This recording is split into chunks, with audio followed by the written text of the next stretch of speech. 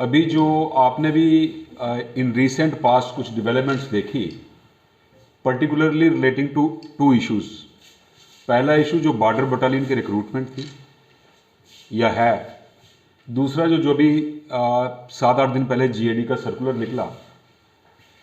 यहाँ तक border battalion की रिक्रूटमेंट का सवाल है, उसमें इशू बड़ा सिंपल और क्लियर है कि बॉर्डर बटालियन की रिक्रूटमेंट की एडवर्टीजमेंट जो है वो रीऑर्गेनाइजेशन एक्ट आने से पहले निकल चुकी थी और उसमें क्लियरली प्रोवाइडेड है कि जो रिक्रूटमेंट है वो डिस्ट्रिक्ट वाइज होगी।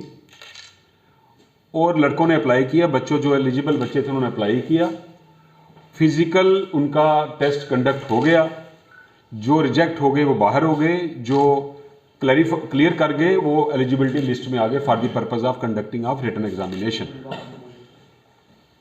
लेकिन जो सुनने में आ रहा है, जैसे बच्चे हमारे पास भी आए, बार बार आए और सड़कों पे भी थोड़ा प्रदर्शन कर रहे हैं कि पुलिस हेडक्वार्टर कह रहा है कि इन पोस्टों को विड्रॉ करके री एडवर्टाइज्ड या री नोटिफाई किया जाएगा। और उसमें जस्टिफिकेशन ये दे रहे हैं कि रीऑर्गेनाइजेशन एक्ट आने के बाद डिसेंट्रलाइजेशन एक्ट और डिसेंट्रलाइजेशन रिक्रूटमेंट रूल्स में अमेंडमेंट हुई और डोमिसाइल का कंसेप्ट इंट्रोड्यूस किया गया। और दूसरा कह रहे हैं कुछ एलिजिबिलिटी चेंज हो रही है। यहां तक डोमिसाइल का कंसेप्ट है वो रीऑर्गेनाइजेशन एक्ट के बाद डिसेंट्रलाइजेशन एक्ट और रूल्स में अमेंडमेंट हुई। जब भी किसी कानून में अमेंडमेंट या संशोधन होता है वो प्रोस्पेक्टिव होता है, अनलेस अमेंडमेंट में प्रोवाइड किया गया हो कि ये रिट्रोस्पेक्टिव है।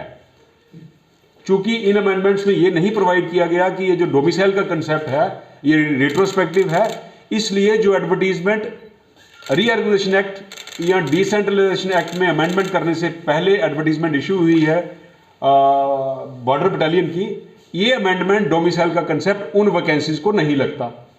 ये डोमिसाइल का कंसेप्ट उन वैकेंसीज को लगेगा जो डोमिसाइल के कंसेप्ट आने के बाद एडवर्टाइज होंगी फ्यूचर में।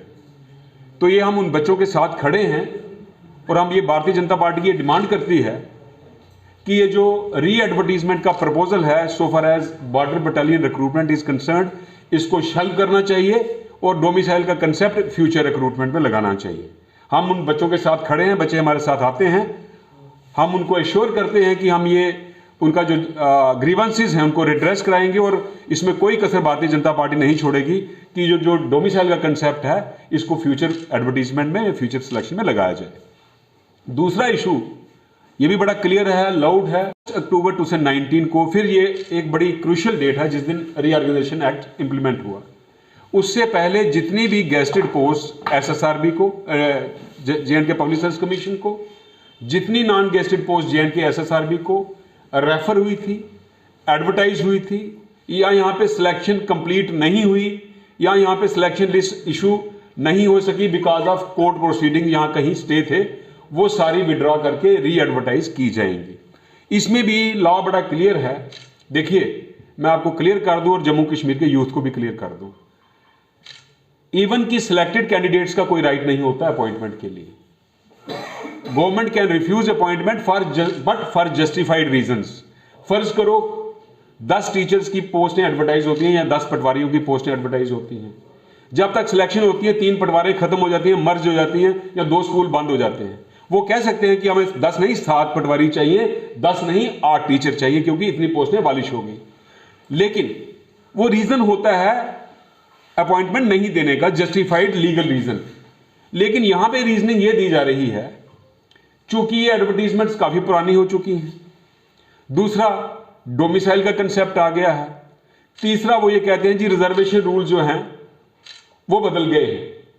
मैं ये कह रहा हूं कि ये जो रिजर्वेशन रूल्स में अमेंडमेंट हुई, SRO 127 आया जिसमें percentage of reservation different categories की बदली, डोमिसाइल का कंसेप्ट आया, ये भी प्रोस्पेक्टिव है, ये भी फ्यूचर में लगेगा। ये जो वैकेंसीज ऑलरेडी एडवर्टाइज हो चुकी हैं उनको नहीं लग सकता, उसका कारण मैं बताता हूं आपको। देखिए, चीफ सेक्रेटरी साहब कहते हैं कि 3-3, 4-4 साल से सिलेक्शन प्रोसेस कंप्लीट नहीं हुआ। मैं ये पूछता हूं कि जब जम्मू कश्मीर सरकार ने JNK reference of vacancies to DPC, PSC and SSRB rules 2005 बनाए, SRO 166 ऑफ 2005, उसमें ड्यूटी है हर एक एडमिनिस्ट्रेटिव हेड की जिस डिपार्टमेंट से पोस्ट रेफर होती है किसी भी रिक्रूटमेंट एजेंसी को, इंश्योर करना कि हर साल सिलेक्शन कंप्लीट हो और हर साल डायरेक्ट रिक्रूटमेंट वैकेंसी जो है वो रिक्रूटिंग एजेंसीज को रेफर होनी चाहिए। पहले आप ये डिटरमिन करिए, ये इंक्वायर करिए कि कौन कौन से एडमिनिस्ट्रेटिव सेक्रेटरीज ने नेग्लिजेंस की है ये इंश्योर करने में कि सिलेक्शन प्रोसेस एक एक साल में कंप्लीट क्यों नहीं हुआ। दूसरा, अगर आप ये कहते हैं कि कोर्ट प्रोसीडिंग से सिलेक्शन डिले हुई, तो आप ये पहले इंक्वायर करिए कि कौन रिस्पॉन्सिबल है वो सिलेक्शन डिले करवाने में।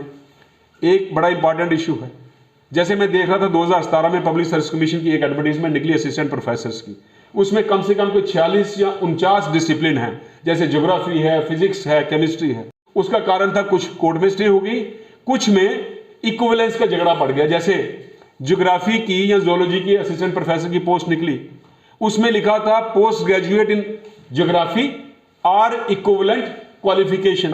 अब अप्लाइड ज्योग्राफी या applied zoology is equivalent to geography और जोलॉजी, ये किसने डिसाइड करना था? वो गवर्नमेंट ने एक कमेटी कॉन्स्टिट्यूट की। अब कमेटी ने वो रिपोर्ट देने में टाइम लगा दिया, जिनकी इक्विवेलेंस का झगड़ा नहीं था उनकी सिलेक्शन हो गई, जिनका इक्विवेलेंस का झगड़ा था उसमें डिले हो गया। इन द मीनवाइल जीएडी का सर्कुलर आ गया। आप बताइए उन बच्चों का क्या कसूर है जो ज्योग्राफी या जोलॉजी में पोस्ट ग्रेजुएट थे, अप्लाइड में नहीं थे? जो अप्लाइड वाले थे उनकी वजह से इक्विवेलेंस में देरी हो गई। तो ये क्लियर इनजस्टिस है, violation of article 14 and 16 of constitution of India.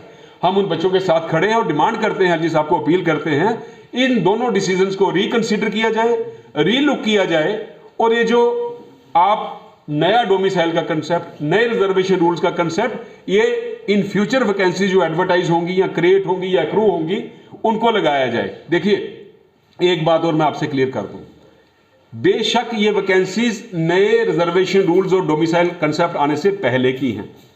अगर ये एडवर्टाइज नहीं हुई होती तो रीऑर्गेनाइजेशन एक्ट और डोमिसाइल और रिजर्वेशन नए रूल्स आने के बाद अगर एडवर्टाइज होती, इन बच्चों का कोई राइट नहीं था। लेकिन ये एडवर्टाइज हो चुकी हैं, लोगों ने अप्लाई कर लिया है, लोग इसमें पार्टिसिपेट कर चुके हैं, सिलेक्शन प्रोसेस एडवांस स्टेज पे है, इसलिए ये उनका एग्जिस्टिंग राइट नहीं है, ये उनका वेस्टेड राइट है। Vested right can not be taken away by way of new rules और new law by applying that rule और law retrospectively. Existing rights can be taken away but vested rights can't be taken away. So इसलिए भारतीय जनता party इन बच्चों के साथ, चाहे वो border battalion के हो, चाहे वो जीएडी के सर्कुलर से इफेक्टेड हो या प्रेजुडिस्ड हो, उनके साथ शाना बशाना खड़ी है और एलजी साहब को एक गुजारिश करती है कि इन दोनों डिसीजंस को री एग्जामिन, री लुक और रिकंसिडर करके विड्रॉ किया जाए, ताकि बच्चों के साथ नाइंसाफी ना हो। धन्यवाद।